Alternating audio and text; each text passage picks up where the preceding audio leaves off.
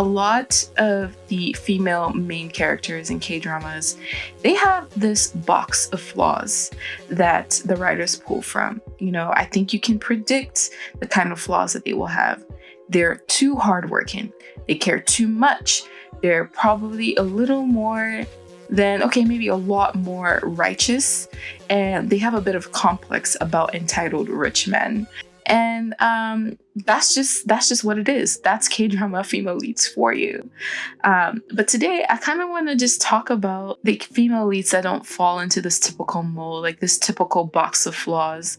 I want to explore the female leads in K-dramas that are very complex, or seem complex to me at least. One of the most interesting complaints that I see when people criticize a K-drama they don't like is they usually say an unlikable female lead. And I want to know why unlikable female leads are not as accepted as they should be. I want to start out with It's Okay Not to Be Okay. It introduces us to a caregiver at a psychiatric hospital, and it's a love story between him and Moon Young, who is a successful children's book author with an antisocial personality disorder. So this female character, Moon Young, she is selfish, she's manipulative, she's confrontational. She is not your typical K-drama lead, okay? And I just really, really loved this character. Seo Ye-jin does a good job in this role. Truth be told, I think in any other K-drama, she would probably be the annoying, psychotic female, the second female lead, the one that just won't let the male lead be with the female lead. She is shrill, she's hyper feminine, she's rich, and she's definitely not humble. She knows she's a shit. But she was such a fun character in this show. Sometimes you have characters written to not be typical, but at the end of the day, they end up being the typical character. But I can honestly say I don't think there's been a female lead like Min Young in K-drama land, at least none that I have seen. I liked so much that she was really flawed in a realistic way, that you wouldn't be friends with her in real life probably, but she still deserved a love story, and she still had moments of being vulnerable, and you could still kind of relate a little bit to her. And I just think that when you have characters like this, it makes for just like a richer storytelling, and the character growth doesn't feel hollow. Like you can see her grow and change because of the love. I do want to just point out something though, is that her character is written under the guise of the antisocial personality disorder. She's interesting, but I don't think I really love the fact that she was allowed to be this way under this mental diagnosis. It would have been so much fun if this is just who she was. She was just this blunt, selfish character. I also want to ask a question to you guys at this point. Why do you think that when people in K-drama land talk about second lead syndrome, it mostly applies to the second male lead and never really the female lead? Like, why are second male leads written to be so lovable and idolized, and even they're written to be better than the main male lead?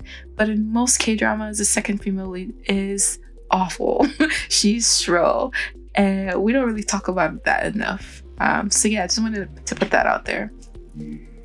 Okay, my next case study here is actually from Angel's Last Mission. This introduces us to Lee Yun-soo. She's a ballerina who becomes blind due to an accident.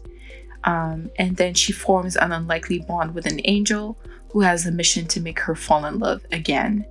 Now, I really think this character was interesting because she was written to be cold and unapproachable. And those are traits that we usually see in male lead characters, and they're desirable traits in male lead characters. Your male lead being cold and unapproachable and then slowly warming up to you, that's a male character trait. And I was so intrigued by how they applied it to this character in this particular drama.